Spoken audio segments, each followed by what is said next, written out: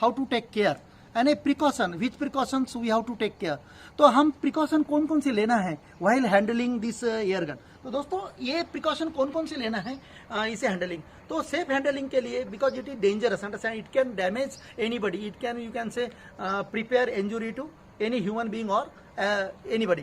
तो इस प्रकार किसी को भी इंजोर कर सकते हैं दोस्तों, इसलिए हाउ टू हैंडल इट। सबसे पहले मैं आपको बताना चाहूंगा कि इसे पकड़ते वक्त कभी भी एक डाउनवर्ड डायरेक्शन से पकड़िए, इस प्रकार, ऐसी पैर के ऊपर भी नहीं, इस प्रकार पकड़िए। और दूसरी पोजीशन ये इस प्रकार। These are the two safety position for you can say catching or picking up this air gun। यानी एयर गन किस प्रकार पकड़ी जाए, यहाँ पहला प्रिकॉशन लेने का है, पहला हैंडलिंग करने का है। ये डाउनवर्ड डायरेक्शन में इस प्रकार आपको पकड़ना है या तो फिर ऐसा पकड़ने का है। This one is a good situation for handling any air gun.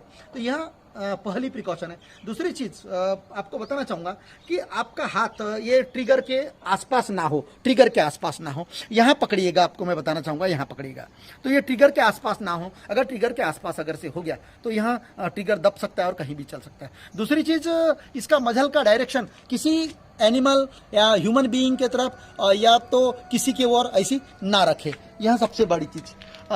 तीसरी चीज मैं बताना चाहूंगा, आप जहां कभी भी शूट कर रहे हैं, प्रैक्टिस कर रहे हैं, तो ये सोचने का कि अगर से गोली मिस हो गई, पैलेट मिस हो गया, तो पीछे जो बैक साइड पोर्शन है उसके पीछे क्या क्या हो सकता है और क्या है, ये अपने दिमाग में कल्पना रख के ही आप ऐसा टारगेट बनाए कि वो मिस होने के बाद में वहां पैलेट किसी को पीछे इंजुरी नहीं करे। इस प्रकार का आपको यहाँ ध्यान रखने का है। तीसरी चीज, ड्रिंकिंग करके यहाँ पैलेट आपको चलाना नहीं है। चौथी चीज, छोटे बच्चों के हाथ में नहीं देना है। और छोटे बच्चे जब प्रैक्टिस कराते हैं तो you must be with them, आपको उनके साथ में रहना है, उनको यहाँ से प्रिकॉशन देना है। चौथी चीज मैं आपको बताना चाहूंगा कि भाई आप जब कभी भी किसी से गन लेते हैं या देते हैं उस वक्त चेक कर ले कि भाई यहाँ पर पैलेट डला हुआ है क्या, नहीं डला हुआ है, बैरल ब्रेक करके चेक कर लीजिएगा, एक ख्याल में रखिएगा।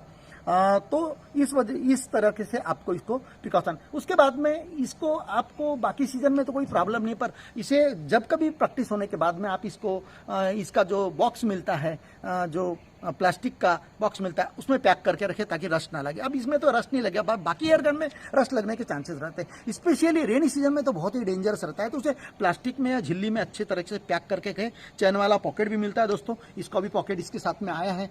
तो दोस्तों और एक मैं आपको इसका प्रिकॉशन बताता हूँ। जब ये बैरल ब्रेक होता है, अभी इस पे ऐसे घुटने पे रखने का, ये ख्याल में रखो, इस पे घुटने के पास में ऐसे रखने का और ऐसे डायरेक्शन से रखने का, ऐसा कंसिडर करो। इसको अपन ब्रेकिंग करते हैं, बैरल ब्रेकिंग करते हैं। ये देखो ब्रेकिंग हो गई। और ये जब आप ये इस प्रकार, ये देखिएगा कड़क, इसके बाद में जब ये बैरल ब्रेक, ये देखो आवाज आया थोड़ा, ये बैरल ब्रेक हो गया, तो इसे बैरल ब्रेकिंग कहते हैं। ये बैरल को अपन ब्रेक कर दिया। तो दोस्तों इस वक्त अगर से आपने ट्रिगर दबा दिया तो यहां से यहां तक जो ये डैमेज बैरल डैमेज होने का चांस रहता है। इसलिए बैरल ब्रेकिंग के वक्त जब आप पैलेट या कॉकिंग के वक्त आप जब बैरल ब्रेक करते हैं तो ये सब ये इस पे हाथ नहीं रखने का। तो इसलिए कभी भी यहाँ ट्रिगर के आसपास हाथ ना रखिए, या मैं पहले ही बता दूंगा, अदरवाइज ये डैमेज हो सकता है और आपको भी लग सकता है। तो इट इज डेंजरस है। ख्याल दोस्तों, खाली एयर गन कभी चलाने के लिए, खाली एयर गन आप चलाते हैं तो कुछ दिन के बाद में खाली एयर गन चलाने से आपका जो एयर गन है वहाँ खराब हो सकता है।